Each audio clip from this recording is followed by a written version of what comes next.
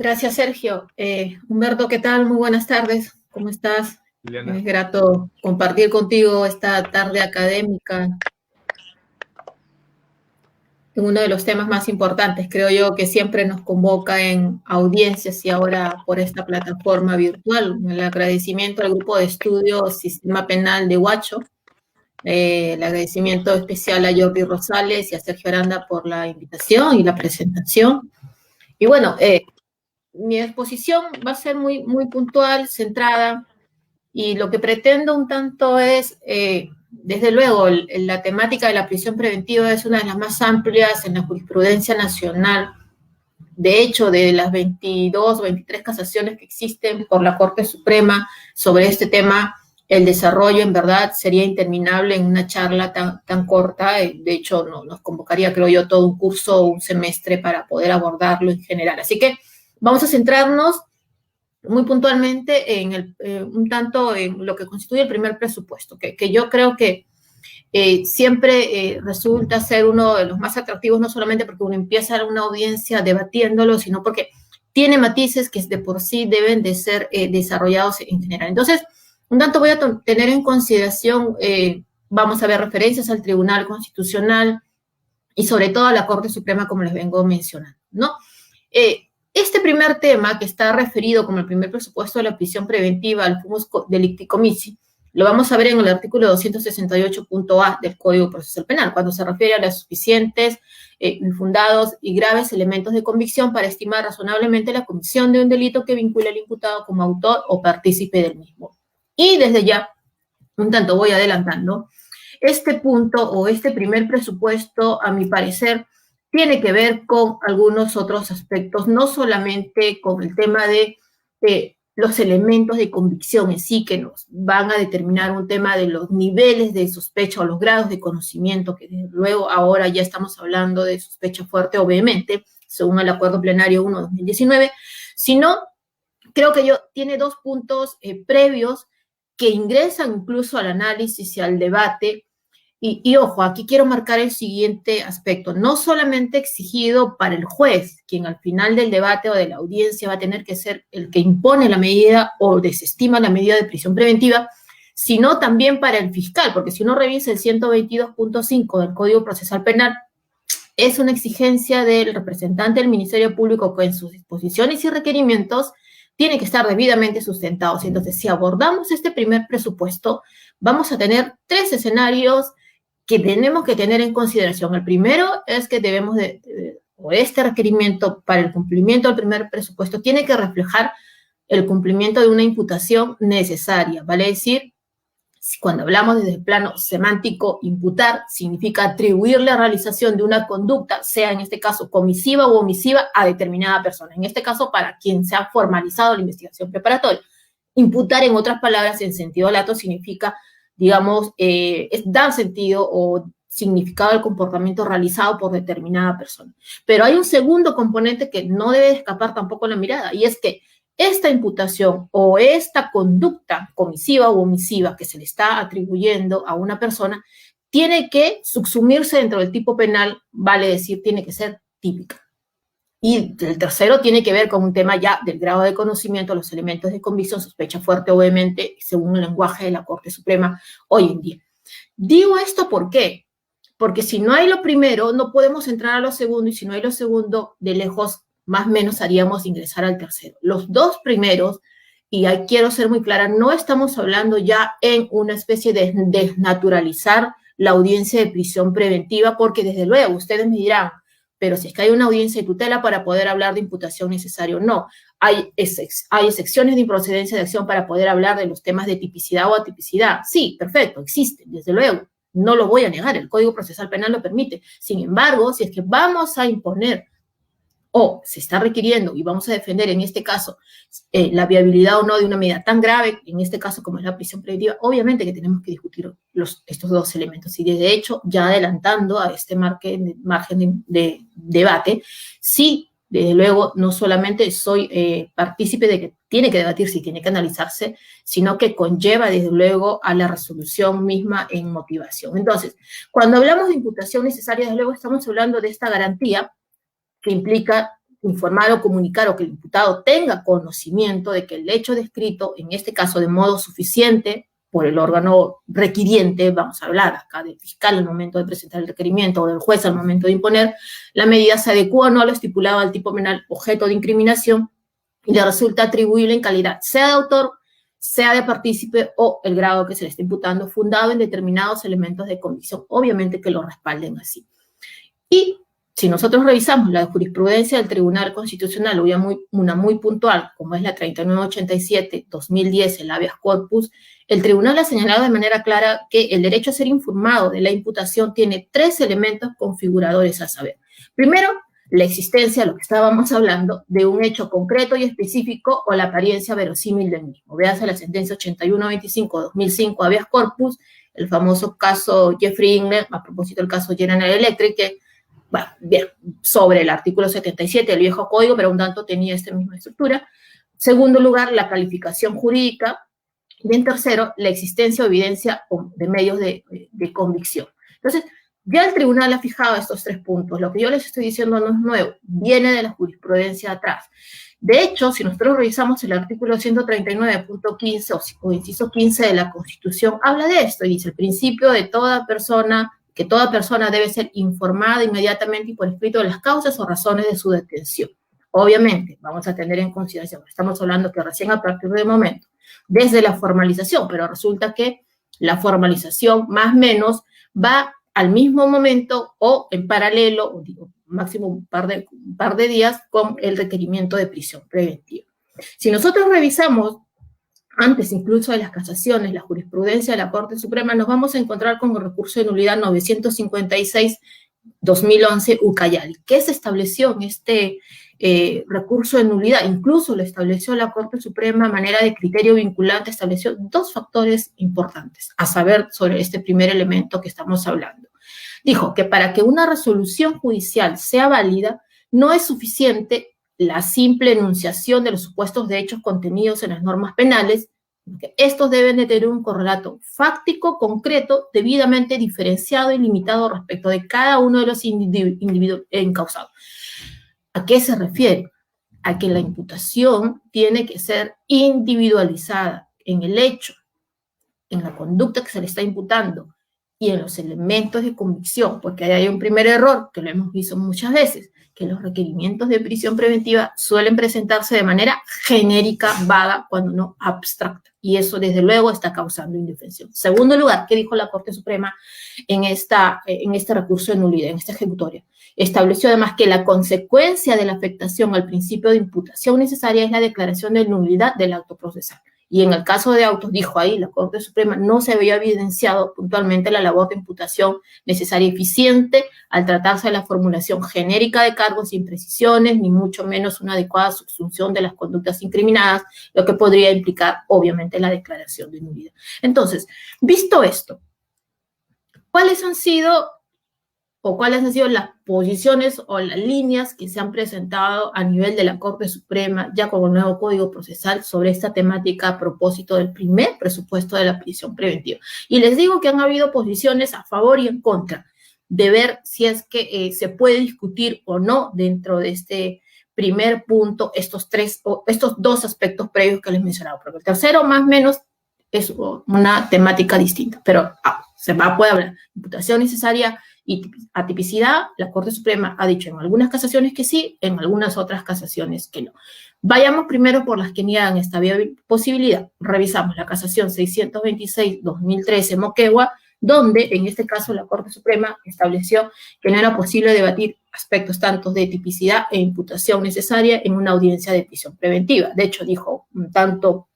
Lo dice a propósito de analizar las facultades de dirección que tiene el juez de investigación preparatoria como juez de garantía de la audiencia de prisión preventiva, a que no se debiera en este caso, desvirtuar o desviar, decía, la discusión de los derechos que no correspondían propiamente a la audiencia de prisión preventiva, como aceptar, dijo ahí, que se discuta la exclusión de la prueba prohibida o vulneración de la imputación necesaria que se protegen a través de la tutela de derechos, la atipicidad o causa de justificación garantizados por las excepciones de improcedencia de acción. Y hay una siguiente. Si nosotros revisamos la casación 704-2015, Pasco, más o menos va en la misma línea. ¿Y qué es lo que se estableció? ¿Qué es lo que se mencionó allí? Que de ninguna manera, dijo la Corte Suprema o la Sala Penal Suprema, constituye el objeto de debate de estudio de las proposiciones fácticas y la calificación jurídica para pretender la variación por un tipo penal no considerado por el Ministerio Público. Entonces, desde luego, se estableció que eso no significaba de modo alguno que el fiscal o el juez estén impedidos de corregir la errónea calificación jurídica, sino que pueden hacer en este caso vía la vía procesal penal correspondiente en todo caso. Ahora, hay posiciones a favor. La Corte Suprema también, así como ha dicho que no, pues luego ya un tanto ha ido cambiando de criterio. Y lo que dijo inicialmente en la casación 724-2015 Puno ya fue más puntual, y lo que establecía es, les voy a leer puntualmente, decía, y en atinente a la imputación necesaria, dice, su análisis se corresponde con el principio de intervención indiciaria, y por tanto, con el fumus delicti es evidente que si los cargos no son concretos y no definen las exigencias de imputación objetiva y subjetiva, todo lo penalmente relevante no pasará este primer presupuesto material de prisión preventiva, por lo que el efecto procesal será la desestimación de la medida coercitiva solicitada. Y es que en efecto, como lo hablábamos inicialmente, y desde ya un tanto, creo yo que esta es la línea más o menos la correcta o la adecuada que se debe de tener en el análisis de este primer presupuesto de la prisión preventiva. Como lo dice aquí la Corte Suprema, el primer punto es ver si es que hay una conducta concreta, mínimamente planteada, que luego ya de ver si es que está subsumida o no en el tipo penal. Si no, más o menos no podemos entrarnos, estaríamos debilitados en ingresar a analizar el fondo del tema, incluso en los elementos de comisión. Entonces, un tanto ya precisando aquí, ya la Corte Suprema en la casación 724-2015 Puno sí ha permitido, sí permite esta posibilidad de debate, como lo veníamos mencionando. Incluso ha establecido que en este caso, si nosotros vemos luego la casación 564-2016 Loreto, va incluso ya de manera más puntual, lo que dice que la apariencia de delito es un presupuesto de prisión preventiva cuyo alcance es definido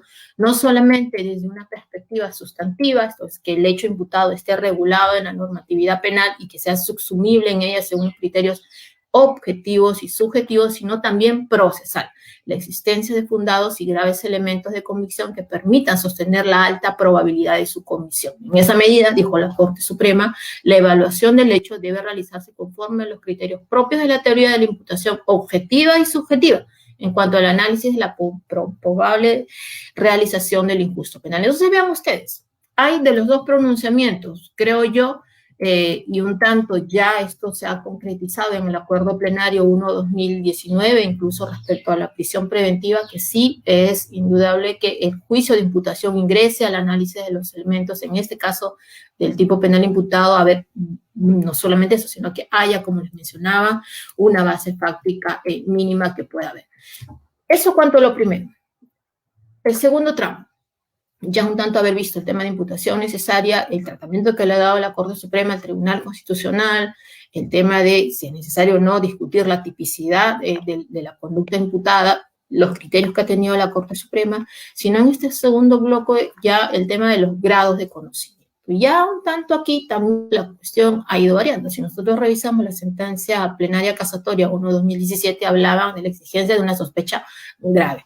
Ahora, cuando estamos hablando en el acuerdo plenario 1-2019, la referencia es sospecha fuerte o sospecha vehemente. En tanto, cuando la primera casación, la casación Moquegua, la 626-2013, emitida en el 2015, contemplaba que para la adopción de la prisión preventiva no se exigía que se tenga, obviamente, como es sabido, certeza sobre la imputación, pero sí se estableció en esta casación que en este caso se requería un alto grado de probabilidad de ocurrencia de los hechos. Ese es el criterio que se establecía en este caso en el acuerdo plenario en referencia. Y si tenemos en consideración eso, obviamente el segundo hito en esta dinámica era lo que ya se estableció posteriormente en la sentencia plenaria casatoria, la 1-2017, donde en todo caso ya se habló y se clarificó el panorama para establecer cuál sería el estándar necesario para la imposición de la medida más grave, como es en este caso la prisión preventiva, e hizo mención allí de la sospecha grave, ¿no? Dice que se requiere sospecha grave para dictar el mandato de prisión preventiva, es el grado más intenso de la sospecha más fuerte, se hablaba ahí del código, la Corte Suprema de nuestro Código Procesal Penal, que la sospecha es suficiente y que resulta incluso necesaria, que era necesaria la suficiente para la acusación y el enjuiciamiento. Es decir, para acusar, sospecha suficiente; para prisión preventiva, sospecha grave. Pero, ¿qué dijo? ¿Qué requiere eso? Cuando estamos hablando, en todo caso, en tema de sospecha grave, dice, un alto grado de probabilidad de que el imputado ha cometido el hecho punible y de que están presentes todos los presupuestos de punibilidad y de la perseguibilidad.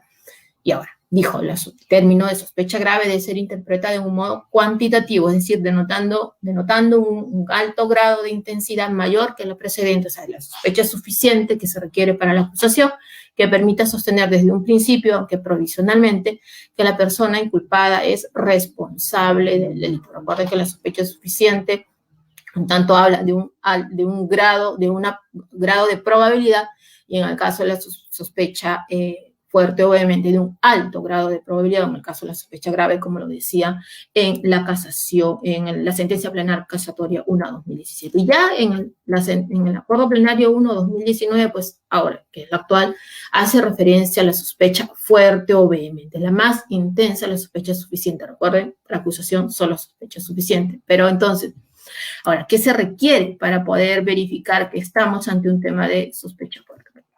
La Corte Suprema ha establecido es que se tiene que realizar un examen de las fuentes y de los medios de investigación, o de las fuentes, medios de prueba lícitos. Y aquí ha marcado algo concreto. La licitud es un componente necesario, en este caso, del concepto de prueba.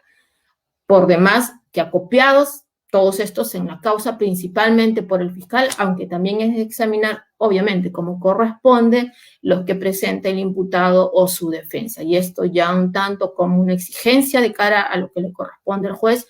Si nosotros revisamos la sentencia del Tribunal Constitucional en el habeas corpus de los señores Humala Heredia, obviamente también fue de reproche para el juez no haber considerado los elementos de convicción presentados por la defensa de los recurrentes en este caso.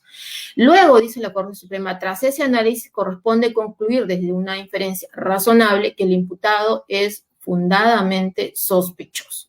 Después de todo esto, pero dice además que exista un alto grado de probabilidad. Verá la diferencia, que en el caso de la sospecha suficiente, como les decíamos, llanamente era la simple existencia de una probabilidad de una futura condena. Aquí es un alto grado de probabilidad. Y además dice que se ha de firmar un juicio de probabilidad sentado en criterios, y aquí, en verdad, creo yo, algo de lo más importante, criterios objetivos o indicios consistentes. Esto es, contar con todos los datos graves, precisos y concordantes, y con un alto grado de confianza, consistencia, fiabilidad y credibilidad, sin llegar, obviamente, al nivel del convencimiento propio de la sentencia. Y este juicio de probabilidad fuerte o de alto grado de probabilidad, obviamente requiere asumir que el imputado ha cometido el hecho delictivo como autor o como partícipe, grado que se le pueda dar, y de que están presentes todos los presupuestos de, siguiendo lo que ya había dicho en la sentencia plenaria, punibilidad y perseguibilidad. Los datos o elementos que aportan las fuentes o los medios de investigación o de prueba han de ser graves. Y aquí algo central, porque aquí simplemente siempre suele estar el problema. No bastan débiles probabilidades, aunque es de entender que las probabilidades en este caso no son cuantificables. No basta, pero insisto, quizás Humberto va a coincidir conmigo en el tema del tratamiento, porque esto ya viene un tema de lo que ha establecido la Corte Interamericana de Derechos Humanos, pero que sin embargo siempre, creo yo, es el gran problema del entendimiento del tratamiento al momento de imponer la medida de coerción de la prisión preventiva, que no bastan meros indicios procedimentales o sospechas genéricas, se exigen, lo dice el acuerdo plenario, en este caso, fuentes, medios de investigación, o en su caso de prueba, directas o indirectas, que sean plurales, que sean coincidentes en un mismo resultado y fundados en un juicio de alta probabilidad de ser razonable y asentado en criterios objetivos suficientes. Pero ese es el gran problema. Entonces, el gran problema, por lo general, viene siendo que Las prisiones preventivas, quizá y eso sea materia de otra charla, el tratamiento de los testigos protegidos, se vienen dando con corroboraciones incluso periféricas del no lo central o no nuclear, pero incluso sin haberse corroborado y sin haberse cumplido lo establecido en el 158.2 del Código Procesal Penal, que exige esta suficiente corroboración, y se están imponiendo las prisiones preventivas. El gran tema es la Corte Suprema en el acuerdo plenario lo establece. Fija el estándar que se debe de cumplir para el primer presupuesto de la prisión preventiva, que estamos viendo, no solamente centrarse en elementos de convicción, sino en 3 escenarios distintos y en 3 escenarios de debate. Visto eso, entonces, considero yo, ya un tanto para ir cumpliendo con el tiempo que se me ha asignado, es tener en consideración estos puntos y tenerlos de vista para que puedan, en todo caso, ser exigidos. Nos corresponde a los abogados, a los académicos, a los jueces, también a los fiscales, cumplirlo. Creo que las pautas están establecidas, el tema siempre viene siendo la ejecución de las mismas en las resoluciones, en los debates, en las audiencias, que no tenemos una norma perfecta, obviamente, no la tenemos, no la vamos a tener.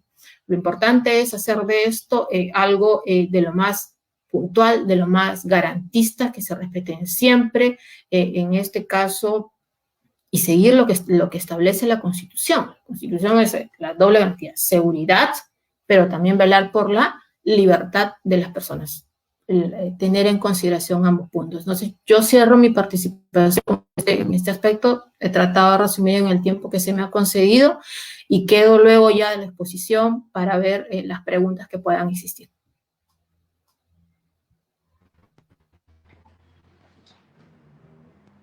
¿Quién sigue? Te toca, Kevin. Bueno, Yuli, ¿cómo estás? Saludos a todos, gracias a todos los amigos en Huacho que nos dan esta oportunidad, esta ventana para conversar un tema que es tan novedoso que hace 256 años lo planteó César de Beccaria. Entonces tenemos entonces que darnos cuenta que eso que está ilustrado, si es objeto de discusión ahora, nos trae una noticia alarmante para nosotros, por un lado, pero buena para la próxima generación, que está afrontando en términos procesales penales el inicio de la Ilustración. Estamos a los finales de la Edad Media y a los principios de la Edad Moderna. Pero es una buena noticia de todas maneras. Cuando yo comencé a estudiar, que hace muchísimo tiempo ya, no sabía que un policía pudiera libertar a una persona por el tiempo que quisiera. Hoy eso es técnicamente imposible y prácticamente imposible. Entonces hemos ido avanzando, llegamos a la situación de la prisión preventiva, porque no somos una sociedad que tenga una gran cultura de amor por la libertad. No somos una sociedad amante de la libertad. Somos más bien una sociedad bastante autoritaria y nos guiamos por el famoso principio de si alguien no será juez. ¿No? Ese es lo más común. Si alguien está afrontando un pedido de prisión preventiva, el primer comentario general es por nada. Entonces, quisiera que partiéramos de allí para entender que no existe, a pesar de los grandes esfuerzos de nuestra Corte Suprema y del enorme esfuerzo que ha hecho Juliana en resumir las posiciones de nuestra jurisprudencia nacional, una prisión preventiva o una doctrina de la prisión preventiva peruana. Es en realidad una excepción al derecho a la libertad personal y como tal, este derecho es un derecho humano, en tanto humano, universal, alienable, imprescriptible, ¿no? Entonces, y una cosa que se está olvidando porque hay un debate que está pendiente conforme lo establecía la vieja doctrina de los derechos humanos, absoluto. Porque yo no comparto las tesis relativistas que se han ido imponiendo en jurisprudencia para perforar los derechos fundamentales en el sentido de que los derechos no son absolutos. Eso es un error, por lo menos desde la perspectiva de la doctrina original de los derechos humanos. No son los derechos humanos es ilimitados. O sea, no cubren todas las situaciones que se nos ocurran. Cubren algunas situaciones y exceptúan algunas otras. Estas excepciones lo establecen ámbito de extensión, la extensión del ámbito de protección. No establecen su carácter absoluto o relativo. Y quiero decir esto porque es importante señalar que el derecho a la libertad personal no establece, como vamos a poder ver revisando la doctrina de los grandes tribunales, de los sistemas de protección, de los sistemas internacionales de protección de derechos humanos, no nos protege contra la privación de la libertad en general. Nos protege contra la privación de la libertad ilegal o arbitraria, o ilegal y arbitraria. Vamos dejando claro. Siempre, y ustedes van a poder ver en la jurisprudencia nacional, sobre todo que tiene un sesgo muy marcadamente conflictivista, se dice que para establecer la prisión preventiva está una situación de conflicto entre la libertad personal, por un lado, y la búsqueda o el establecimiento de la verdad o la búsqueda de la determinación de la responsabilidad penal. Eso es cierto. Y lo vamos a ver si revisamos, vamos a partir del artículo 9 del Pacto Internacional de Derechos Civiles y Políticos, interpretado por el Comité de Derechos Humanos, que es el órgano de control del Sistema Universal de Protección de Derechos Humanos, que nos dice que el artículo 9, en orden a la titularidad, garantiza la libertad personal a todo individuo. O sea, no podemos hacer ninguna diferencia ni distinción respecto de quién es titular de este derecho. Pero ¿qué garantiza a todas las personas el derecho a la libertad personal que está en el pacto? Se refiere a la ausencia de confinamiento físico y no a una amplia libertad de acción. Y no nos protege contra cualquier privación de la libertad, sino contra las privaciones de libertad injustificadas. Les pido que revisen conmigo en algún momento la observación general 35 del Comité de Derechos Humanos sobre el artículo 9, libertad y seguridad personales, en sus párrafos 3 y 10.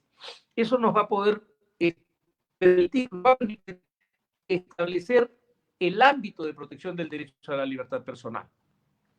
Entonces, no tenemos una libertad de movimiento que esté protegida contra toda interferencia, solo está protegida contra las interferencias injustificadas, entendiéndose por tales las que son ilegales o las que son arbitrarias, o cuando son en conjunto ambas ilegales. ¿Qué significa la privación de libertad? Porque a mí me gusta mucho partir de un principio, ¿no? ¿De qué estamos, de una pregunta puntual? ¿Qué estamos hablando cuando hablamos de? Y cuando hablamos de privación de la libertad, tenemos que definir qué cosa es la privación de la libertad. El Comité de Derechos Humanos ha dado claro para señalar que la privación de la libertad implica una restricción de movimientos más estricta en un espacio más limitado que la mera interferencia de la libertad de circulación. Entonces, no cualquier obstáculo que nuestra libertad de movimiento tenga va a ser necesariamente una privación de la libertad. Ahora, requiere obviamente la privación de la libertad contra la que nos protege el derecho a la libertad personal, requiere que esta privación de la libertad no sea consentida. Por lo tanto, no está privado de la libertad quien concurre, por ejemplo, a una comisaría sabiendo que tiene el perfecto derecho. Bien, ahora, en orden a la privación de la libertad, tenemos que el Comité de Derechos Humanos ha hecho algunas diferencias importantes, porque hay voces que las usamos como si fueran sinónimos, y es la diferencia entre detención y prisión. El Comité de Derechos Humanos nos ha dicho que por detención debemos entender toda aprehensión de una persona que da inicio a la privación de la libertad. O sea, el momento en que la persona... Julie, que está acá, podría recordar un episodio que es doloroso para nosotros, que fue el momento en que citaron a Keiko Fujimori para el Ministerio Público, y en ese momento le dijeron que estaba detenida, le habían aplicado una detención preliminar. Ese momento en que ella es aprehendida, esa es la detención. La detención en general, como lo dice el propio Comité de Derechos Humanos, está referida a la privación de libertad que comienza en el acto de la detención, pero se prolonga o, en su defecto, su liberación por el vencimiento del plazo de esta prisión. Entonces, vamos haciendo un rápido repaso y tenemos claro ¿Qué cosa es lo que ofrece en realidad, lo que protege en realidad el Pacto Internacional de Derechos Civiles y Políticos en cuanto al derecho a la libertad personal? ¿Qué significa la privación de la libertad y cómo es que ésta puede manifestarse por la vía de las detenciones, las detenciones o retenciones y por la vía de la prisión propiamente dicha? Ahora, la privación de la libertad contra la cual nos protege el artículo 9 del pacto es la privación, puede diferenciarse, distinguir la ilícita o ilegal y la arbitraria. Nos dice el Comité de Derechos Humanos que la privación de la libertad que no se imponga por causas fijadas en la ley y con arreglo a los procedimientos previstos en esta, será una privación ilegal o ilícita. Y que, por otro lado, la que carezca de un fundamento o de una justificación será, por su parte, arbitraria. Nos dice una cosa muy importante que quiero leer, porque dice que las dos prohibiciones tienen elementos comunes, ya que las detenciones o reclusiones pueden infringir la legislación aplicable, pero no arbitrarias. Ser ilícitas, ser lícitas, pero arbitrarias, o ser tanto ilícitas como arbitrarias.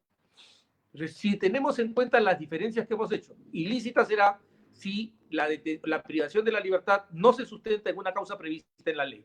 Arbitraria será si es que carece de una justificación más allá de la simple ley. O sea, el hecho, y aquí es un asunto que Yuli recordará conmigo en varios casos, y ocurrió particularmente en octubre del año 2018, cuando decía que se pedía 36 meses porque la ley lo autorizaba. O sea, el argumento obviamente parecía válido, ¿no? La ley pidió 36 meses porque la ley nos permite pedir 36 meses. Bueno, esa es una sola parte de la privación de la libertad. La otra parte es que, ¿para qué necesita usted 36 meses? Y es donde juega la noción de arbitrariedad o de razonabilidad, que es su contrapartida. Recordemos que el instrumento de control de la arbitrariedad en nuestro sistema jurídico es el principio de razonabilidad, que permite medir la relación medio-fin y la relación medio-medio, ¿no? O sea, si el medio que estamos usando va a perseguir un fin legítimo y si en relación a todos los demás medios existentes es el menos perjudicial al derecho como estamos tratando. Entonces, y en orden a la prisión preventiva, el Comité de Derechos Humanos nos ha dicho varias cosas importantes en este. La primera es que no debe ser la regla general, sino la excepción. Esta es una cosa que está repetida por todos los tribunales. Esto lo vamos a ver más adelante y inclusive está repetida en el Perú. Un huevo de araña ya de plano, en el sentido de qué excepcional es esta institución que abastece como el 40% de la población penitenciaria en el Perú. Entonces, 40% de posibilidades de que algo se dé es excepcional, o tenemos que empezar a reflexionar acerca de qué cosa es excepcional. La reclusión previa al juicio no debe prescribir a todas las personas acusadas de un delito concreto sin tener en cuenta las circunstancias de cada caso.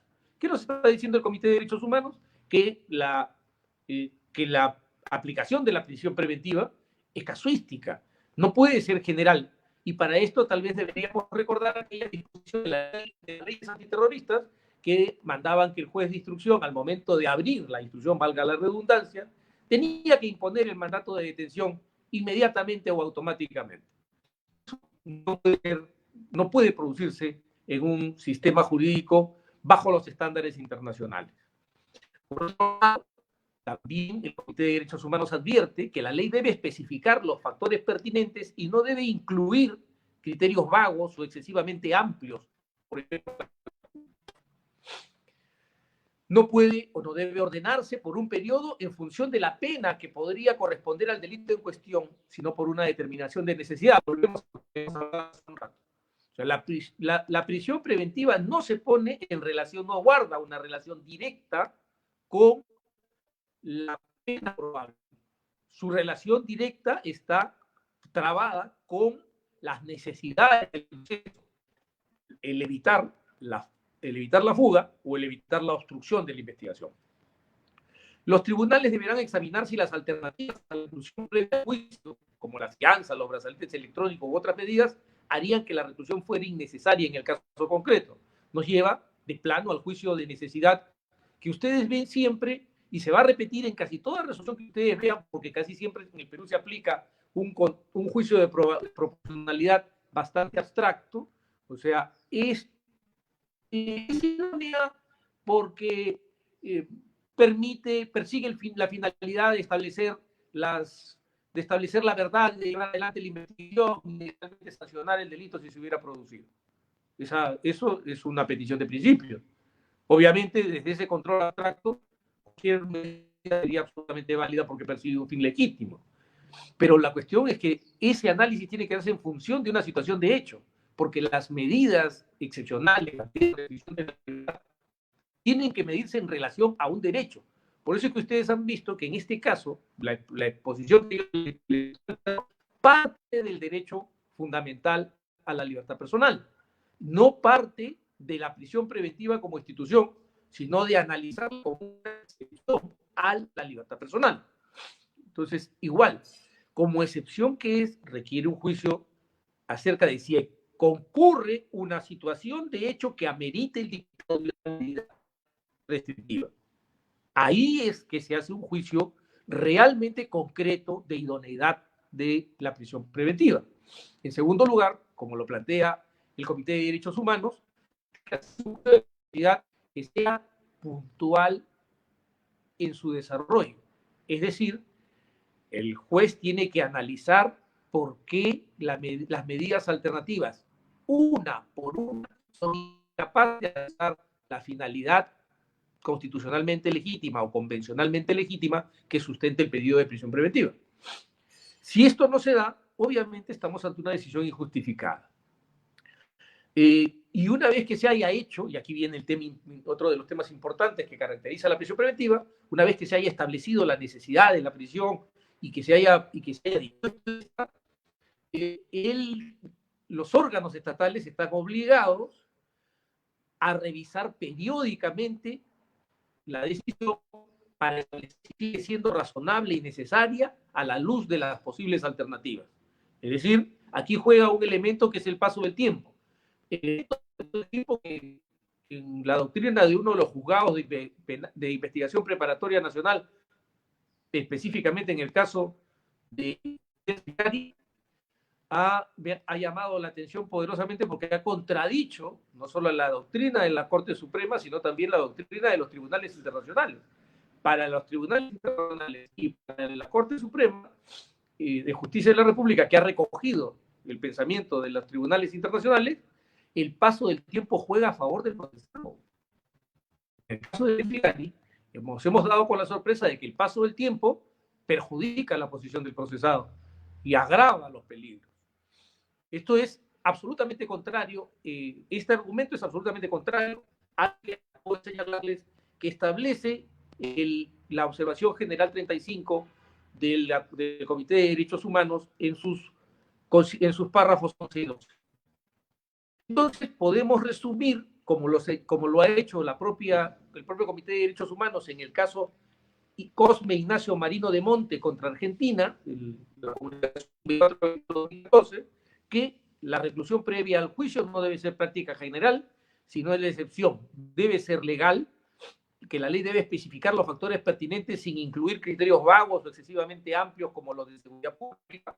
Debe hacer una determinación individualizada de que dicha medida resulta razonable y necesaria, dadas las circunstancias. Solo debe dictarse para fines tales como impedir la fuga o las pruebas o la reincidencia en el delito. Ojo, la reincidencia en el delito requiere que se haya delinquido antes, que la persona tenga una condena, no como acá, que muchos jueces no puede reincidir. ¿Reincidir en qué? En el delito que estoy investigando. ¿Cómo va a reincidir en el delito que usted está investigando? Si hasta ese momento usted tiene que presumirlo inocente. Pero en el Perú pasa con frecuencia. La gravedad de los hechos incriminados no puede ser por sí sola la justificación de una prórroga de la medida de prisión preventiva, y es que se haya hecho la determinación inicial para estableciendo que la reclusión previa al juicio es necesaria. Esa decisión debe revisarse periódicamente para ver si subsisten las razones que permitieron dictar.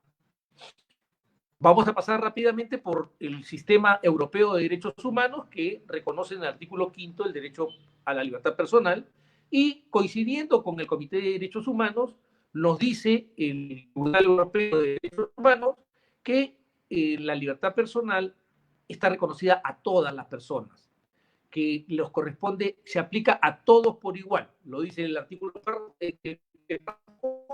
5, deja en claro que las garantías que contiene se aplican a todos sin excepción. Esto lo dice el Tribunal Europeo de Derechos Humanos en Creanga versus Rumania, en el párrafo 84.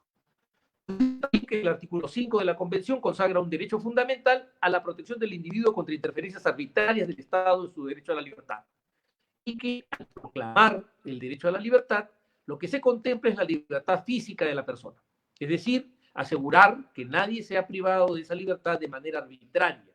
No le preocupa, por lo tanto, dice el Tribunal Europeo, las meras restricciones sobre la libertad de movimiento.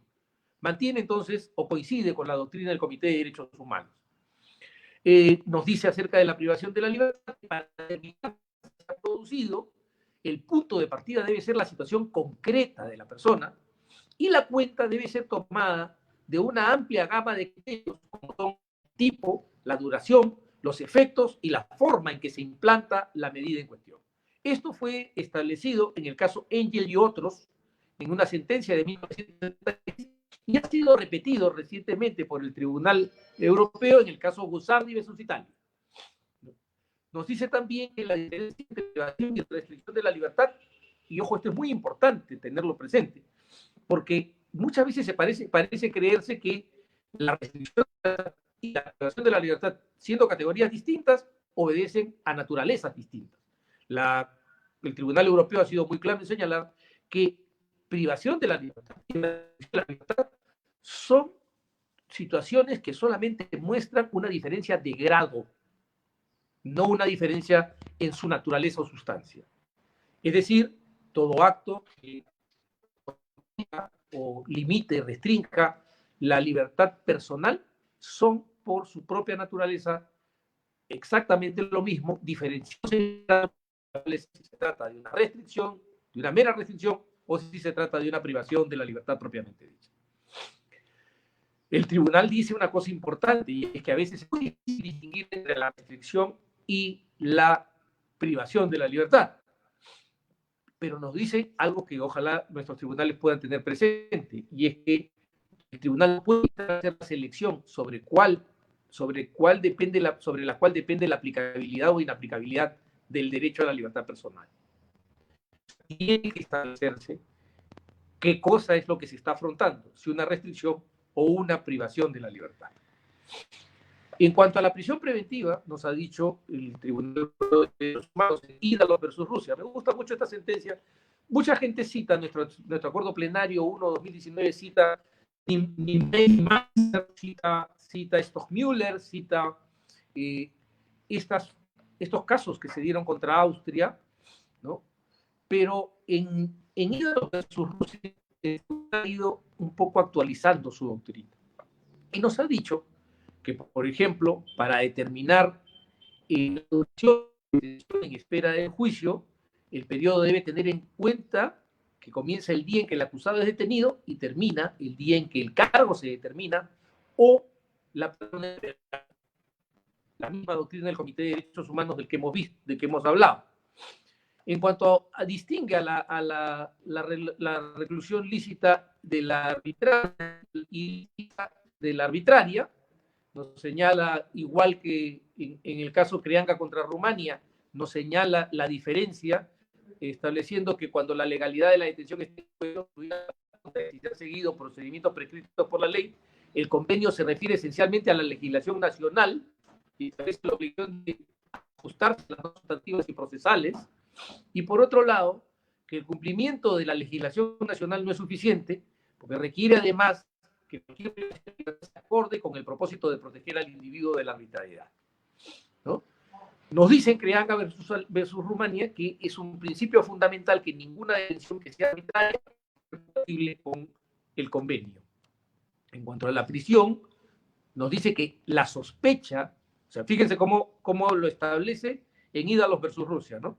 La sospecha de que el demandante había cometido delitos graves por los que había acusado y de que había intentado interferir en el curso de la justicia justificó la privación de la libertad. Pero esa justificación inicial no constituye motivo relevante y suficiente para que continúe la detención. En particular porque ya había estado detenido considerable. Volvemos al punto del que hablamos con Julie, y la severidad de la posible sentencia, porque así ¿no? Como el cargo es grave y afrontará una sentencia alta porque así está combinada en el código, hay que darle prisión preventiva. Porque se deduce de ahí necesariamente que el Tribunal Europeo de Derechos Humanos nos ha dicho que la severidad de la posible sentencia es un elemento relevante para la evaluación del riesgo de que un acusado pueda fugarse o reincidir, pero la necesidad de protección de la libertad puede evaluarse desde un punto de vista puramente abstracto. O sea, la alta pena establecida en el código, comparada para dar la prisión preventiva, no tiene las características de concreción que requiere una medida de restricción como la prisión preventiva. Tiene que ser algo más que ese razonamiento meramente abstracto. Y tampoco se puede utilizar para prolongar para dictarla o para prorrogarla el argumento de que una condena alta podría darse, ¿no? O sea, eso, que pueda darse una sentencia es, digamos, una especulación. Eso solamente podrá saberse en el curso del proceso. Ídalos versus Rusia nos sigue diciendo que en el caso de Pierre Figal, ya sea cómo se analiza en el Perú los arraigos. No, más de una vez Julie dice, ¿no? El procesado tiene arraigo domiciliario, tiene arraigo familiar, tiene arraigo laboral, pero para mí no es suficiente. Y entonces, sin importar que tenga los arraigos, porque además hay una resolución administrativa que dice que los arraigos no bastan, yo no sé cuándo como una resolución administrativa de incidencia jurisprudencial, pero bueno, son esos misterios que se dan aquí en el África. Y entonces, pero lo que nos dice el Tribunal Europeo de Derechos Humanos es que en el caso de Hidalgo, que fallaron los argumentos del solicitante de que tenía un lugar permanente de residencia en Moscú, una relación familiar estable y que no había huido de la justicia, ¿no? Eso se dilataba por parte del Estado. Uno de los datos que no se valora es la presencia del procesado, por ejemplo, en las audiencias. Yo lo escuché, yo estuve en todas las audiencias a pesar de que iba viendo cómo metían preso uno por uno a mis coimputados, pero yo seguía asistiendo. Eso, por ejemplo, no se valora. Y yo no entiendo por qué no se valora, si esto debe tenerse en cuenta. Por otro lado, nos dice que el tribunal ha encontrado con frecuencia que los tribunales nacionales han extendido la detención de un solicitante basados esencialmente en la gravedad de los cargos y en el uso de fórmulas estereotipadas sin abordar hechos específicos o dar medidas preventivas alternativas. Esto ya lo hemos hablado, pero voy a seguir insistiendo siempre. Sin un análisis real de la incidencia, de la eficacia o la eficiencia o la idoneidad de las medidas alternativas que están en nuestra legislación previamente imponer la prisión preventiva, lo que se está dando es una decisión injustificada, porque no cubre las necesidades del juicio, las exigencias del juicio de necesidad. Por otro lado, nos dice en el orden a la prisión, en Letelier versus Francia, el Tribunal Europeo nos dice que corresponde a las autoridades judiciales asegurarse de que en un caso dado la detención preventiva de un acusado no es un tiempo razonable. Seguimos otra vez en que no basta la legalidad, sino que tiene que justificarse en razón de las necesidades de la investigación, la prolongación o la extensión de la privación de la libertad. La existencia de sospechas razonables de que la persona arrestada ha cometido un delito es una condición sine qua non para la detención. Pero después de cierto tiempo se torna insuficiente, dice el Tribunal Europeo. El objeto de la garantía, por otro lado, nos dice que en Mangouras versus España, que esto tiene que ver con el asunto de las fianzas. Aquí en el Perú no tenemos prisiones, pero ponemos prisiones cuando podemos poner cauciones. No ponemos brazaletes, en fin, por este error en el juicio de necesidad. Pero nos dice que el objeto de la garantía, el Código Europeo contempla la garantía de la fianza, no es garantizar la reparación del perjuicio causado, sino la comparecencia del imputado al proceso.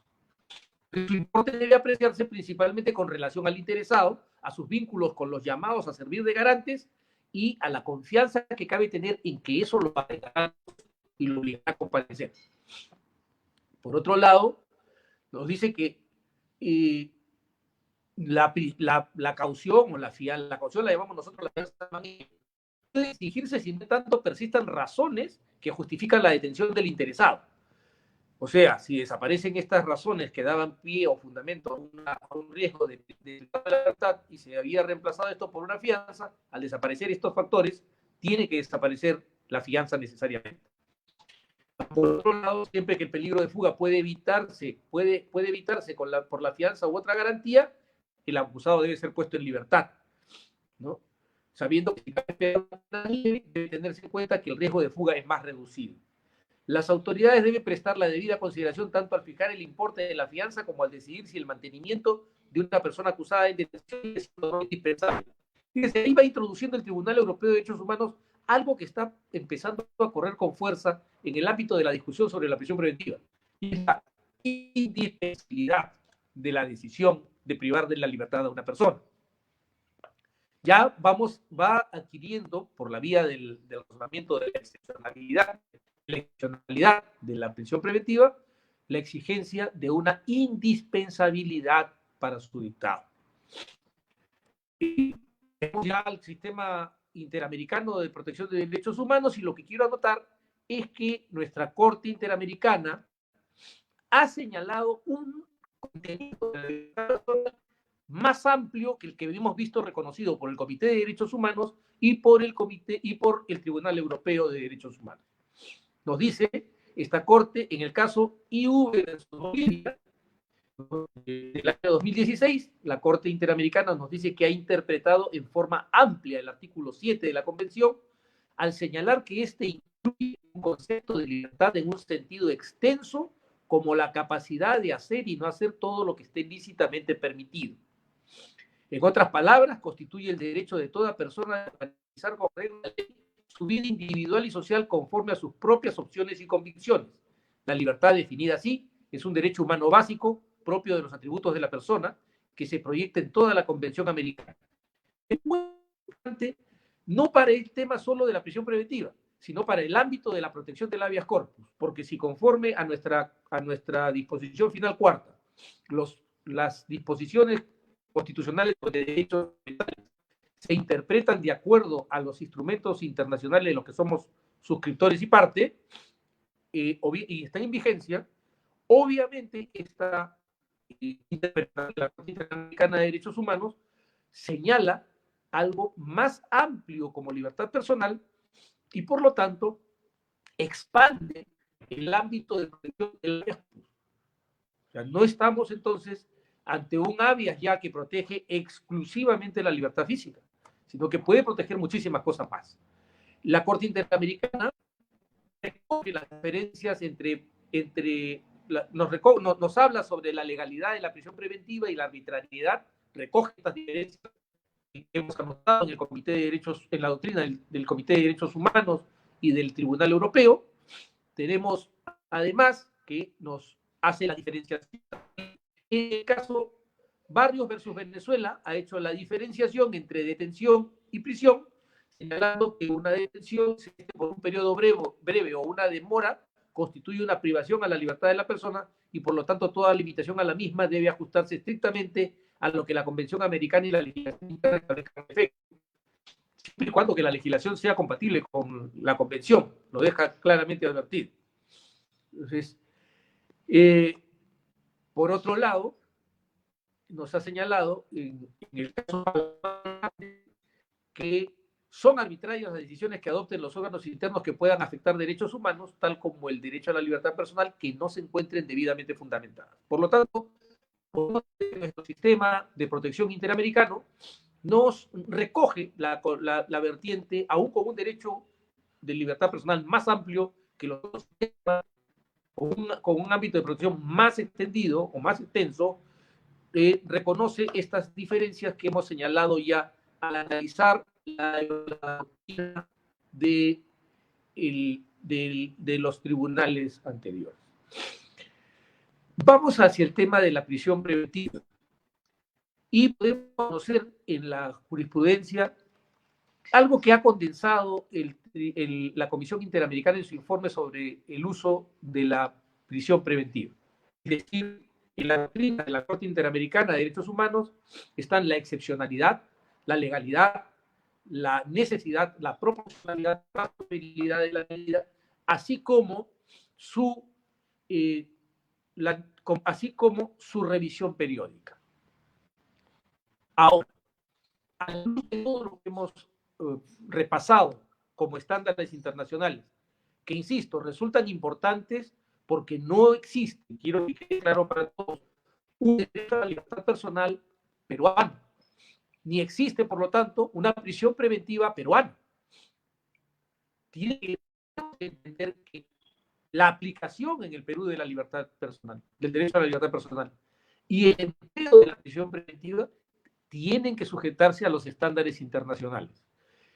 Desde esos estándares internacionales, yo les hago una pregunta.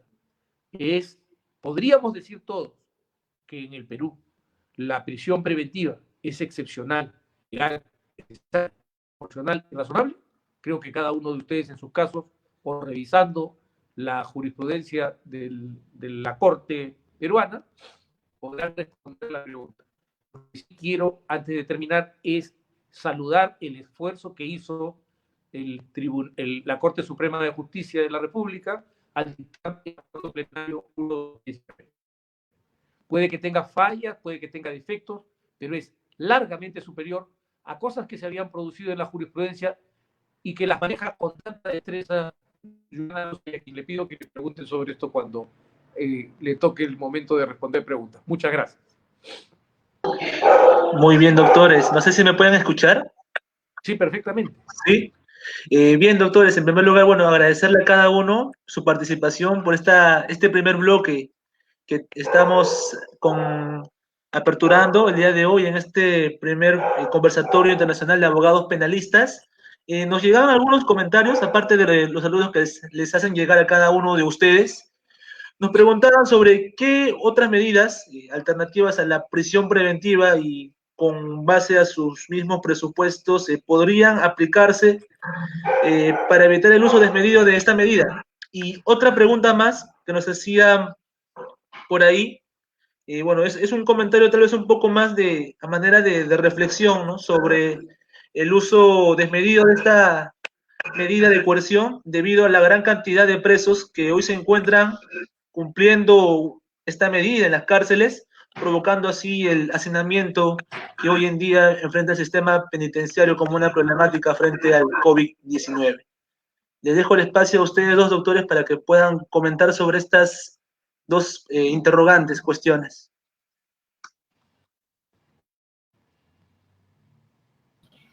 Bien, a ver, voy a dar mi punto de vista, de Humberto seguro va a explayarse sobre lo mismo. A lo primero, medidas alternativas a la prisión preventiva sí existen. Están desde todas las restricciones que propias que marca la comparecencia y el Código Procesal Penal las mantiene desde hace mucho tiempo. Está la medida sustitutiva del arresto domiciliario, que es puntual si es que caben los mismos, digamos, cumplen los presupuestos de la prisión preventiva, pero en determinados supuestos marcados en el 290 del Código permite el arresto domiciliario, pues está el arresto domiciliario.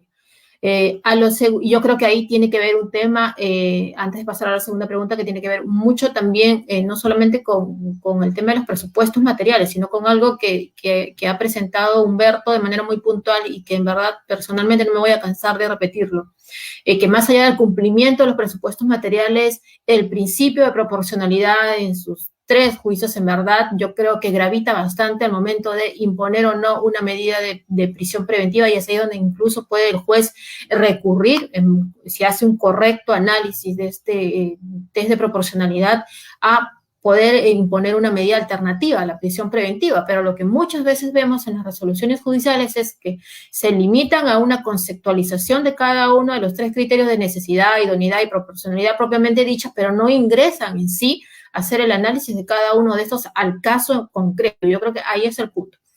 A la segunda pregunta del hacinamiento, más allá que ya el Tribunal Constitucional ha declarado el estado de cosas inconstitucionales, vayamos al factor, porque el tema del hacinamiento penitenciario no es algo nuevo, no es algo que lo tengamos recién a partir del 16 de marzo del 2020 con el COVID. Lo tenemos desde hace mucho tiempo, lamentablemente. No somos los únicos en toda la región que tiene este problema, no.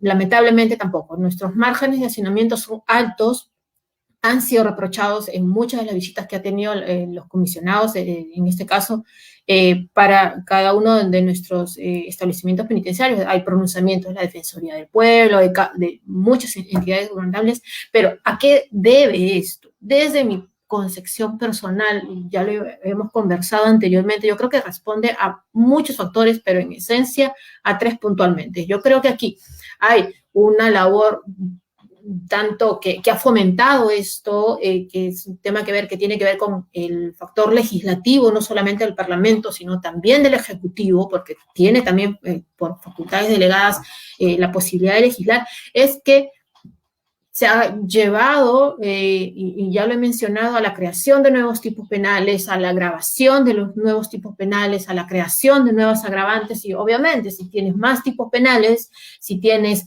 penas mucho más altas cada vez, si creas nuevos agravantes, disminuyes atenuantes, creas nuevas figuras, obviamente que vas a tener más población penitenciaria. Y si paralelamente a eso ya ingresamos al plano procesal,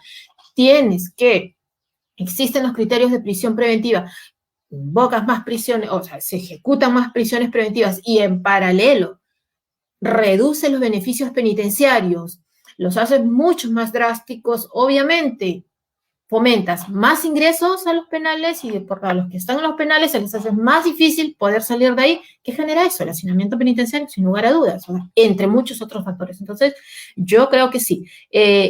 Es una visión, y como decía Zaffaroni en algunas de las charlas que dio a propósito ya en esta cuarentena, hablando precisamente del hacinamiento, es responsabilidad de todos, desde el juez, el fiscal, incluso los académicos, por no haber concentrado los esfuerzos necesarios para poder analizar de manera correcta esta problemática, que es algo latente, que digamos, hay normas, hay escasos pronunciamientos, porque hay escasos pronunciamientos, o sea, no vamos a negar que se están haciendo los esfuerzos, pero no son suficientes, lamentablemente. Hoy leía una publicación que prácticamente el 80% de internas del penal de mujeres del país está infectada.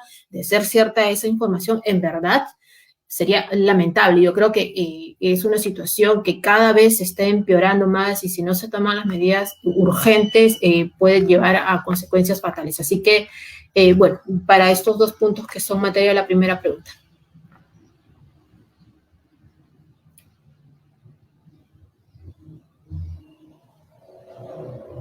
Doctora, ¿se me escucha?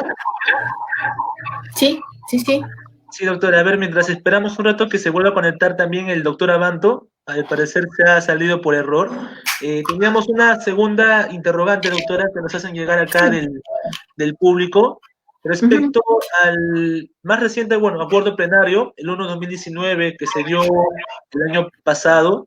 ¿De qué manera esto ha de alguna forma direccionado las valoraciones que puedan hacer los jueces para este tema de imponer o no esta medida de coerción de la prisión preventiva, y si ha tenido esa repercusión que se esperaba cuando se elevó el nivel de sospecha, ¿no? Ahora se hablaba de una sospecha vehemente, una sospecha grave en este acuerdo plenario, y cuál ha sido el aporte que ha tenido, o simplemente no se ha tomado en cuenta por los jueces. A ver, partamos de lo siguiente. el esfuerzo que ha hecho la Corte Suprema, yo creo ha sido muy bueno en poder concentrar diversos tópicos relacionados al tratamiento de la prisión preventiva en nuestro país y que un tanto ya venían precedidos por las sentencias casatorias que había emitido. Yo creo que son 22 o 23 sentencias casatorias sobre la prisión preventiva que se han emitido al día de hoy. Un tanto las concentró, unificó criterios y desde luego es un esfuerzo mayúsculo el que ha realizado y están allí concentradas. Se modificaron determinadas categorías, se precisaron algunas otras, se puntualizaron varios aspectos, se reprocharon los peligros abstractos, hubo un tema allí con el tema de la sospecha grave, que ahora ya es la fuerte o vehemente, desde luego, dentro del concepto. Y aquí quiero ser clara, no lo dije en mi intervención por el tiempo, pero esta cuestión está centrada solamente, digamos, el artículo 268 no hace distinción alguna entre los tipos penales, de que si es un delito grave o no es un delito grave, entonces se baja a la categoría y ya no necesito una sospecha grave en mi mente y simplemente vamos a satisfacernos con una sospecha suficiente. No, este criterio está plasmado. El fundamento, creo que es el 37 del Acuerdo Plenario 1/2019, habla que en los casos de criminalidad organizada o tipos penales vinculados al tema de con sanciones de cadena perpetua, no menor de 15 años, no, este criterio, en todo caso, si lo quieren analizar, tiene que ver con el peligrosismo procesal, más no con el primer presupuesto material. E incluso, lo mencionaba Humberto también, hay un tema puntual que sí no se viene respetando, que es que dejemos de lado los peligros abstractos, o sea, ejecutar o imponer una medida de prisión preventiva basada solamente en el carácter punitivo es eso.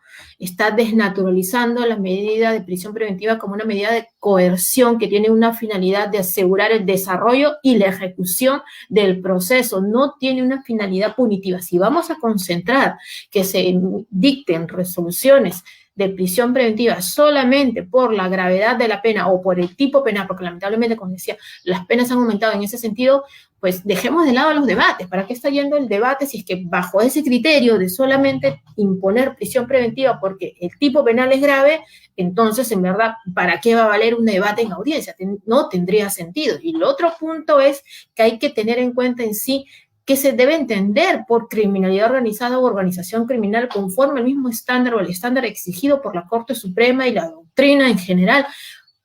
Organización criminal no es más de 3 personas y lamentablemente muchos de los casos se están resumiendo a esta simple ver que tengan más de 3 personas y por tanto ya es criminalidad organizada y por tanto ya mereces pena privativa de libertad, totalmente equivocado. Entonces yo creo que sí, el esfuerzo ha sido bastante bueno de haber concentrado diversos tópicos de la Corte Suprema en el acuerdo plenario. No es, digamos, algo todavía terminado en desarrollo, insisto, o sea, la casuística va fomentando diversos tópicos variando, se los he mencionado solamente en uno de los puntos que tiene que ver con la necesidad o no del debate de la tipicidad.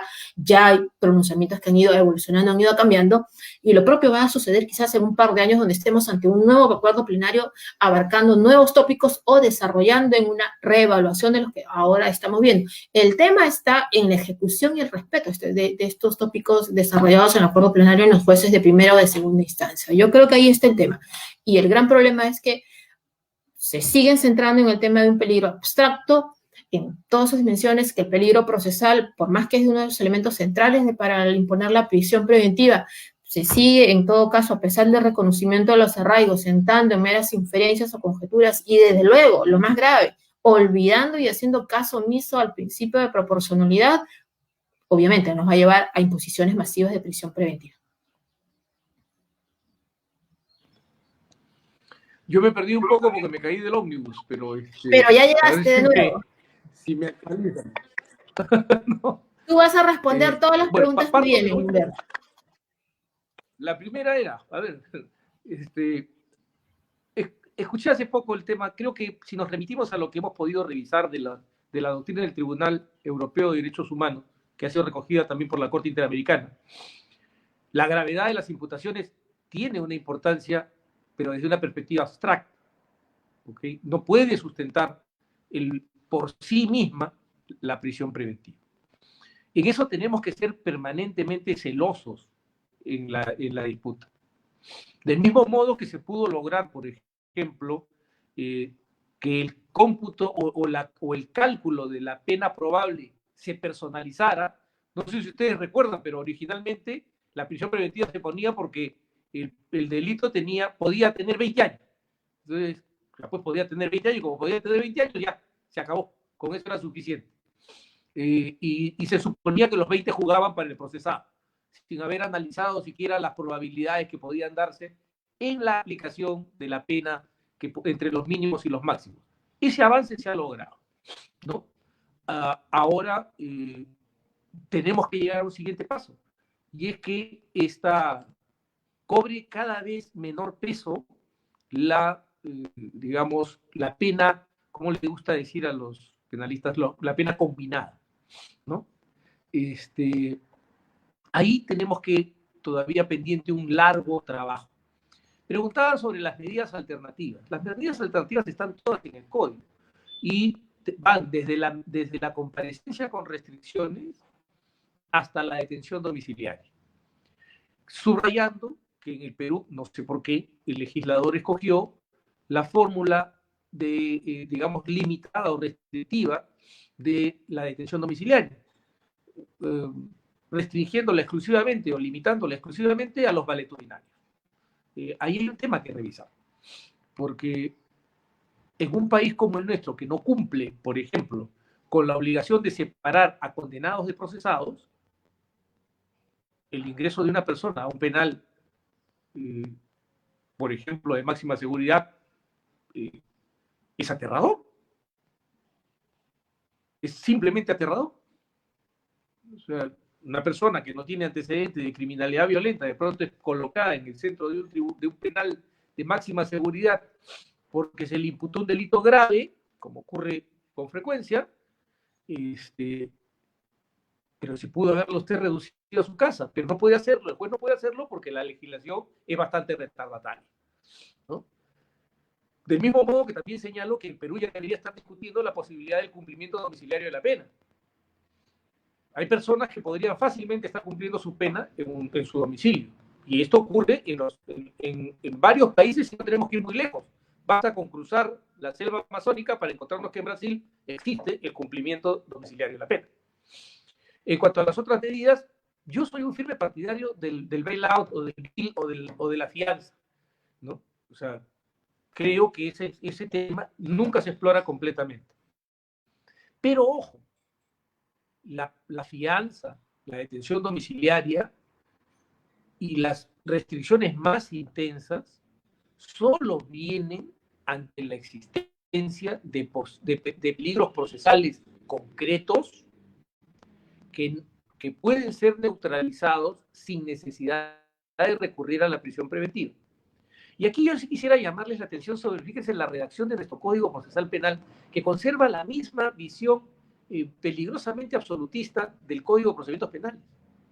Porque otra vez estamos en la redacción de que la comparecencia se aplica cuando no corresponde a la prisión. ¿Me equivoco, Juliana? ¿Esa es la redacción del Código peruano? ¿Julie? ¿Julie, me escucha? La redacción del Código peruano dice que la comparecencia se aplica cuando no corresponde a la prisión. Poco más o menos, no voy a ser literal, pero Juliana lo tiene, Juliana sabe más derecho procesal penal que yo, entonces ella me va a ayudar a guiarme en lo que quiero objetar, ¿no? En la comparecencia dice eso, ¿no es verdad? Sí, el 286.2 dice, respecto a la comparecencia, también lo hará cuando de mediar requerimiento fiscal no concurran los presupuestos materiales previstos en el 268. Y el 2687, que es comparecencia de restricciones, se impondrá las restricciones previstas siempre que el peligro de fuga o obstrucción de la verdad pueda razonablemente evitarse. Pero para el arresto domiciliario se impondrá detención domiciliaria cuando, pese a corresponder prisión preventiva, el imputado mayor de 65 años, embarazado. Los valetudinarios. Ya, pero yo quiero llamar la atención sobre esto. Fíjense lo que dice el código, y por eso es que decimos, todo el mundo culpa a los jueces, pero el legislador ya le da una mala instrucción al juez. La instrucción es, usted va a dar comparecencia si no corresponde dar prisión. ¿Perdón? O sea, esa es una redacción convencionalmente constitucional y convencionalmente aceptable, ¿no debería ser que usted dará prisión cuando no corresponda dictar comparecencia? Porque si yo digo que la comparecencia debe venir cuando no concurren los elementos de la prisión, estoy convirtiendo a la prisión en la generalidad y a la comparecencia en la excepcionalidad.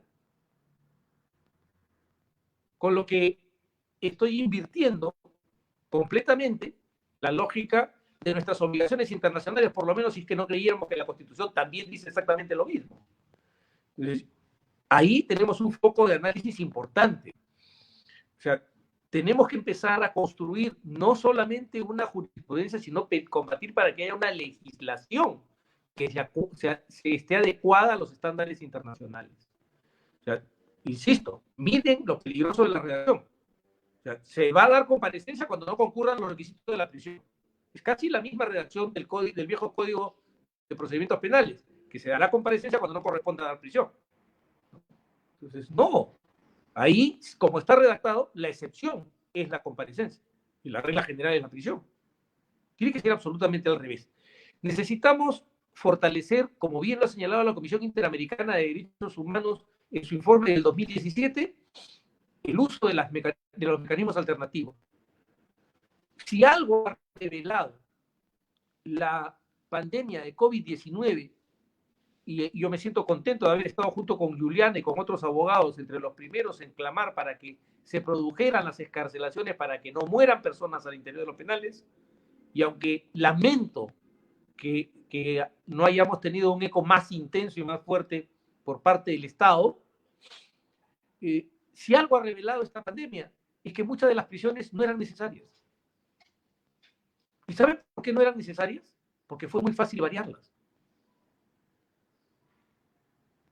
Entonces, si fue tan fácil variarlas, es porque no se había hecho bien el juicio para privar de la libertad a la persona. Voy dejando sentadas estas cosas para no quitarles mucho tiempo y ver si podemos pasar a una siguiente pregunta.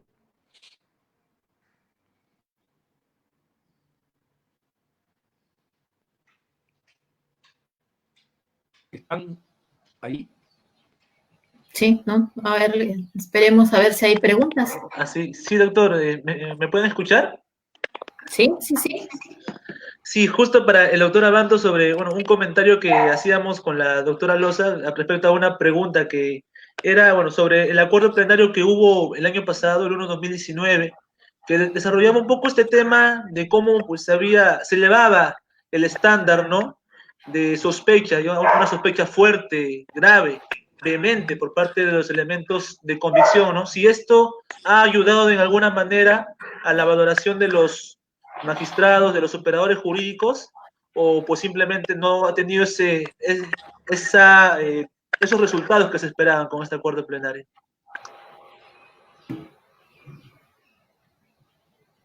Julie.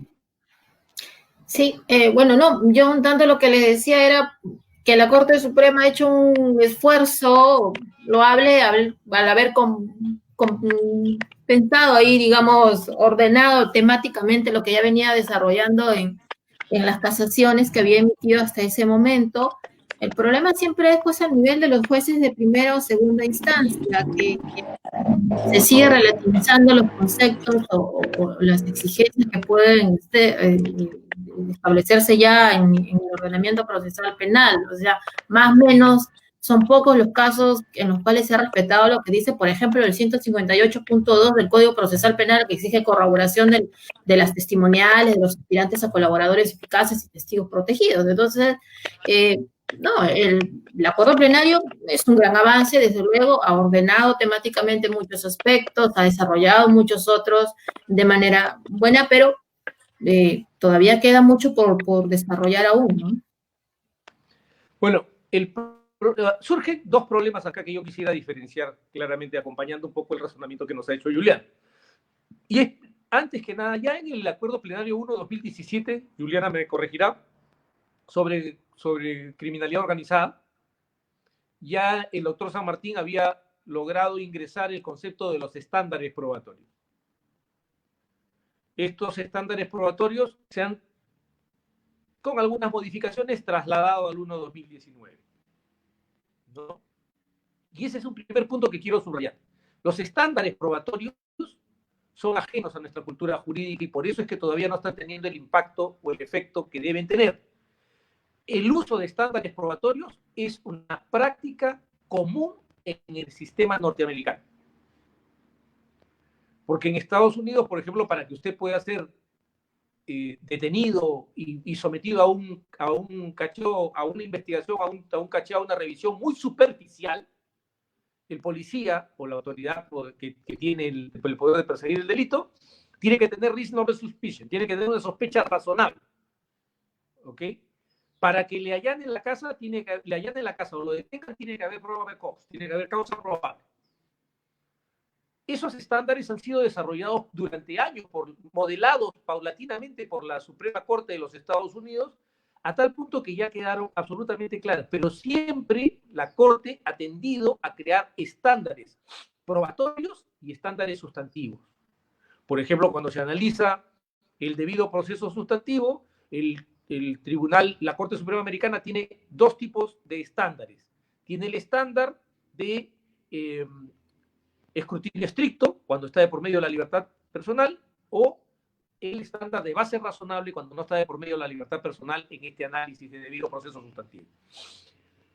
Como esto es ajeno a nuestra cultura porque nosotros pertenecemos a una, ¿cómo podríamos decir? A esta corriente europea continental de la valoración de la prueba como acto de iluminación, ¿no? Porque los jueces se iluminan viendo evaluando la prueba, y en ese momento sienten una inspiración y baja una flamita que se para sobre su cabeza, y entonces deciden, él es culpable.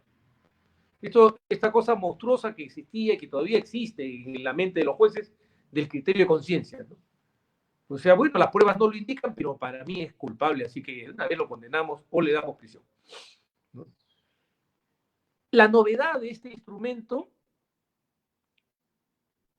está demorando sus efectos. Todavía para los jueces no está muy claro cómo pasar de un estándar a otro, y creo también por, digamos, un exceso de perfeccionismo por parte de la Suprema Corte. Nuestra Corte Suprema ha establecido 4 estándares. Desde la sospecha inicial simple, Juliana nos puede ayudar, todos hemos revisado el acuerdo plenario, hasta llegar a la sospecha fuerte o vehemente, pero hay un 5º estándar, que es el más allá de toda duda razonable. ¿No es verdad? Ya, ¿cómo pasamos de un estándar a otro? ¿Cómo sufragamos las exigencias de un estándar? Esa es la parte que todavía tenemos que aterrizar, ¿no? Porque para mí 4 estándares de sospecha es demasiado. Creo que 2, que como en el sistema norteamericano, reasonable suspicion, o sea, sospecha razonable, probable cause para la detención o para los allanamientos, podría ser, pero eso genera confusión. Genera confusión porque además hemos creado una serie de categorías que no tienen correlato con los estándares internacionales. Una verdad innegable es que los estándares de la Suprema Corte de los Estados Unidos han sido tomados por los tribunales internacionales. La Corte Penal Internacional usa los estándares de la Suprema Corte Americana. Entonces, ¿por qué nosotros vamos a tratar de crear un conjunto de estándares que no tienen correlato en el sistema internacional cuando lo que estamos buscando es colocar el uso de la prisión preventiva en los estándares internacionales? ¿Se da cuenta? Entonces, va a demorar esto, pero es importante que todos tengamos clara la introducción que ha hecho el doctor San Martín de un elemento que es crucial para la toma de decisiones previas a el juicio o previas a la decisión definitiva, como es este conjunto de sospechas. ¿Se puede criticar? Se puede criticar. Tiene que criticarse para enriquecerlo y mejorarlo, pero se debe felicitar, porque la introducción de los estándares va a permitir, conforme se vaya procesando en la mente de los operadores jurídicos, que no son solo los jueces, estamos también nosotros los abogados, en este deber. Una anécdota que quisiera contar rápidamente es una cosa que me pasó en Colombia cuando fui por un viaje de estudios y conocí a un magistrado de la Corte Constitucional. Entonces yo lo felicité, pues, como somos los peruanos tan generosos en los halagos, por su jurisprudencia. Y él me dijo que estaba felicitando a la persona equivocada, porque esa jurisprudencia se había creado por iniciativa de los abogados, que éramos los abogados quienes lográbamos o debíamos mover o movíamos el avance de la jurisprudencia, que ellos lo que hacían era finalmente responder a las inquietudes o a los planteamientos inteligentes que los abogados hacían. Y creo que eso es lo que tenemos que rescatar, ¿no? O sea, nos toca a nosotros también ir aterrizando estos estándares.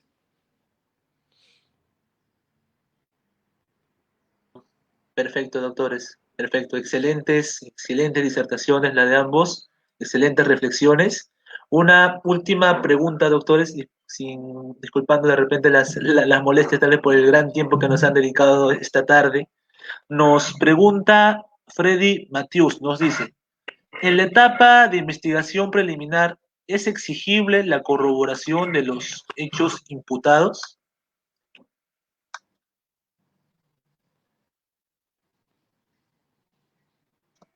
Doctora Loza.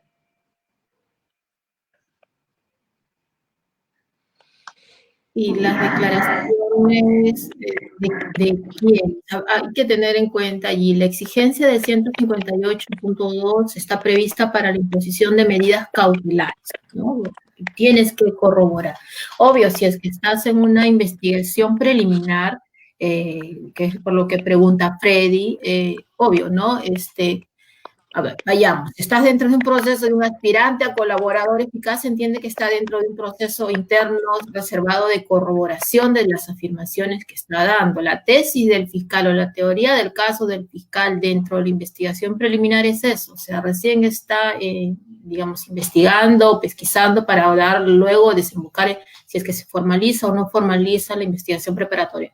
Pero la corroboración en sí, desde luego, si es que es para imponer una medida de coerción, obviamente se requiere en todos los sentidos, y no solamente porque normativamente lo exige 158, sino porque ya la línea jurisprudencial va en esa línea. La construcción de la investigación que se haga desde las preliminares para luego ya pasar a la preparatoria, bueno, ya es una cuestión que se va, en este caso, construyendo de a poco, ¿no? Es algo que va evolucionando y desarrollando. Obviamente, si es que en algún momento va a acusar o va a pasar a otra etapa, ya pues las exigencias se hacen aún mayores. En cuanto al... Yo quisiera partir de un tema, Freddy, para que a mí me gusta... Juliana sabe que yo estoy medio maniático con las categorías. No existe una etapa de investigación preliminar en el Código Procesal Peruano. El Código Procesal Peruano lo que hay es unas diligencias preliminares de investigación que, cuando se avanza más, forman parte de la investigación preparatoria. O sea, solo hay una etapa de investigación, no hay una investigación preliminar. Esa es una cosa que hay que empezar a pelear porque los fiscales han logrado en algún momento convencer a los jueces y lograron desdoblar al punto de convertir en dos plazos diferentes lo que era un solo plazo originalmente en el concepto del legislador.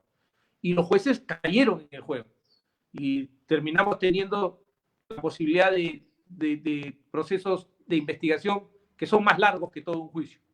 5 o 6 años de investigación. Eso no debemos permitirlo. Vamos por el concepto. Pero dentro de las diligencias preliminares de investigación, es requisito que se corroboren las declaraciones de un aspirante a colaborador eficaz. El enfoque que ha dado Juliana para mí es impecable. ¿Para qué? O sea, yo solo estoy obligado a corroborar las declaraciones de un colaborador eficaz si busco obtener algún efecto negativo para el imputado.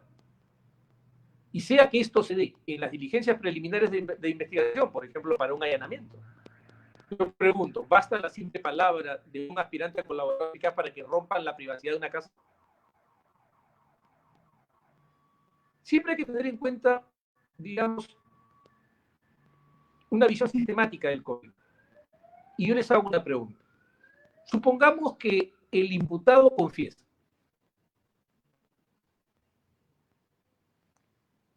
¿Y qué más nos pide el código a su expresión espontánea de declaración de ser culpable de un delito? Para que ésta tenga efectos, tenga valor. Nos pide que sea corroborada. La confesión sin corroboración no tiene valor. Si la confesión, que sería el acto de declaración o la declaración procesal más grave que puede darse, requiere corroboración. ¿Cómo no va a necesitar corroboración la declaración de un tercero, de un testigo? Entonces, siempre hay que tener en cuenta que los abogados, las personas que operamos en el derecho, somos contextualistas. Entonces, cuando hagamos la pregunta es, ¿necesita corroborarse? La pregunta es ¿para qué? Y la pregunta ¿para qué? Podría ser en dos sentidos. Para decisiones previas al proceso, previas a la declaración de culpabilidad, o para la declaración de culpabilidad. Como en una investigación preliminar solo pueden darse las previas, tendríamos que guiarnos por 158.2.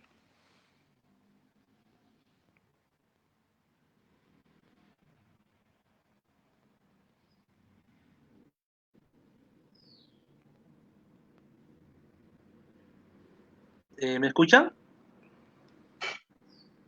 ¿Se escucha? Bien, doctores, ya para culminar este gran espacio, bueno, académico, ¿no? Agradeciéndole nuevamente a cada uno de ustedes por el gran tiempo que nos han dedicado a las excelentes disertaciones puntuales con la jurisprudencia nacional e internacional, valiosas respuestas, justamente como nos comenta por ahí Freddy Matthews, valiosas respuestas de ambos, dúo jurídico, mencionan por ahí. ¿Algunas reflexiones, comentarios finales, doctor, respecto a este tema para ambos, ya para cerrar esta primera sesión de este conversatorio internacional de abogados penalistas? ¿Algunas reflexiones finales por parte de ustedes?